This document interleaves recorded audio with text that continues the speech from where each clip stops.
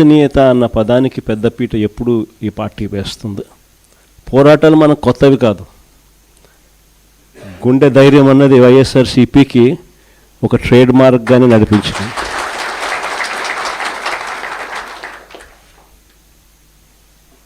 ఎప్పుడు చరిత్రలో కనీ విని ఎరగని మంచి చేసినాం. ఇంతవరకు కూడా మనం రానంత వరకు కూడా ఏ పార్టీ మేనిఫెస్టో అన్న పదానికి అర్థం తెలియకుండా పరిపాలన చేస్తుంది.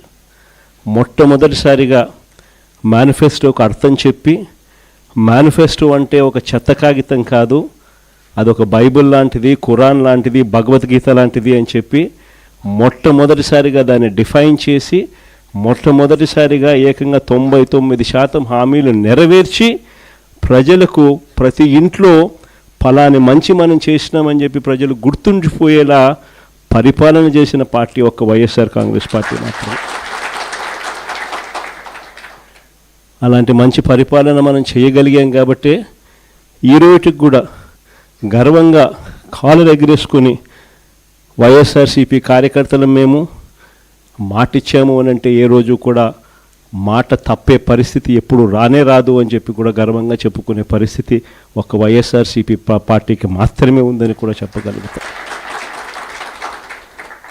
ఆ మాట చెప్పి ప్రజల దగ్గరికి వెళ్ళి చిక్కటి చిరునవ్వుల మధ్య మనం చేసిన మంచి ఉంది కాబట్టి వాళ్ళతో పాటు కలిసి మనం ప్రయాణం చేయగలుగుతా ఉన్నాం.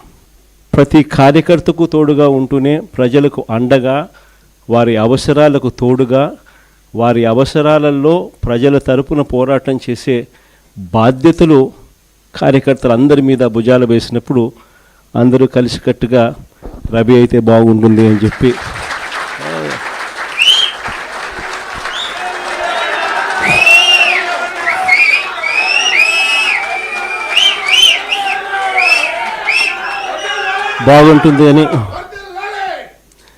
బాగుంటుంది అని చెప్పి అందరం కలిసికట్టుగా నిర్ణయం తీసుకున్న తర్వాత రవి ఆ దిశగా అడుగులు వేయడం మొదలుపెట్టాడు.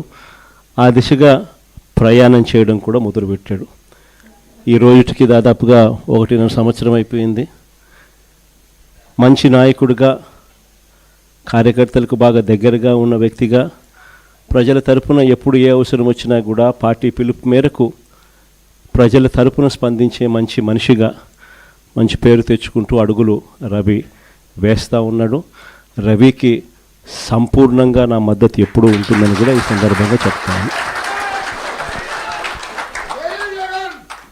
ఇక రాష్ట్రంలో జరుగుతూ ఉన్న పాలన గురించి బహుశా నాకన్నా కూడా మీరే బాగా చక్కగా చెప్పగలుగుతారు.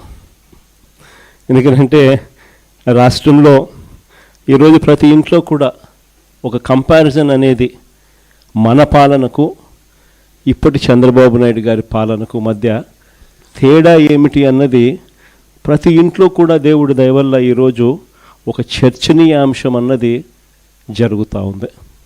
దానికి కారణం ఏమిటి అని అంటే, కారణం ఒకటే, పాలనలో చిత్తశుద్ధి అన్నది.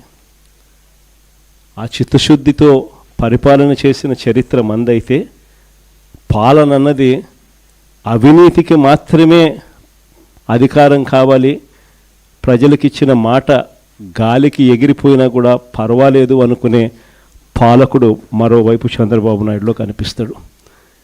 ఇద్దరి మధ్య తేడానే ఈరోజు ఈ రాష్ట్రంలో ప్రతి ఇంట్లో చర్చనీయాంశంగా జరుగుతూ ఉంది.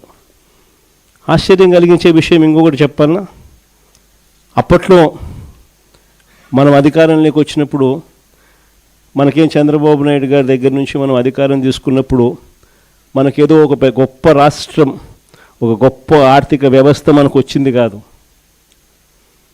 చంద్రబాబు నాయుడు గారు అన్ని రకాలుగా చిన్నాభిన్నం చేసి మనకి ఇచ్చిపోయినాడు. ట్రెజరీలో 100 కోట్ల రూపాయలు కూడా డబ్బు లేని పరిస్థితులు ట్రెజరీ మనకిచ్చిపోయిన పరిస్థితులు. అలాంటి పరిస్థితుల్లో మధ్య మనం అధికారంలోకి తీసుకున్నాం. ఆ తర్వాత వరుసగా 2 సంవత్సరాలు కరోనా, ఎప్పుడు ఊహించని సమస్యలు, రాష్ట్రానికి రావాల్సిన ఆదాయాలు ఒకవైపున తగ్గుతూ ఉన్నాయి. కోవిడ్ సమయంలో అనుకోని ఖర్చులు పెరిగాయి. వైద్యపరంగా, ట్రీట్మెంట్ల పరంగా, రకరకాల మనుషులు ఇబ్బందులు పడుతూ ఉన్న పరిస్థితుల మధ్య వాళ్ళని ఆదుకునే విషయంగా అనుకోని ఖర్చులు విపరీతంగా కూడా ఒక మరోవైపున పెరుగుతూ పోతూ ఉన్నాయి. ఇటువంటి ఆర్థిక చిన్నాభిన్నం మధ్య వైఎస్ఆర్సీపీ పరిపాలన మొదలైంది, సాగింది. అయినా కూడా ఏ రోజు కూడా మనము ఈ సమస్యలన్నీ చూపించి ప్రజలకు ఇచ్చిన మాటను ఎగరగొట్టడానికి ఏ రోజు ప్రయత్నం చేయాల. మనకున్న సమస్యలు ఎన్ని ఉన్నా కూడా ప్రజల దగ్గరికి వచ్చేసరికి మాత్రం చిక్కటి చిరునవ్వుతోనే అడుగులు ముందుకు వేశాం.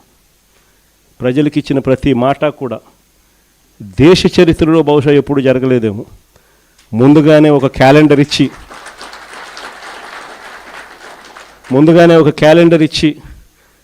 ఏ బడ్జెట్ అప్పుడే ఆ క్యాలెండర్ పెట్టి ప్రవేశపెట్టి ఏ నెలలో ఏ స్కీమ్ ఇస్తాము, ఏ నెలలో ఏ బటన్ నొక్కుతాము అని చెప్పి ముందే చెప్పి క్రమం తప్పకుండా ఖచ్చితంగా బటన్ నొక్కిన ప్రభుత్వం బహుశా దేశ చరిత్రలో ఏది లేదేమో ఒక వైఎస్ఆర్సీపీ ప్రభుత్వం తప్ప. మనకున్న ఇన్ని ఇబ్బందులున్నా కూడా దాదాపుగా 3,31,000 కోట్లు మనం అప్పు చేస్తే 5 ఏళ్ల పాలనలో మన 5 ఏళ్ల పాలన కలిపి అందులో 2,73,000 కోట్లు నేరుగా బటన్లు నొక్కి నా అక్క చెల్లెమ్మల కుటుంబాల ఖాతాలకు ఎవరెవరికి ఎంతెంత ఇచ్చినామని ఆధార్ నెంబర్లతో సహా చెప్పగలిగిన పరిస్థితి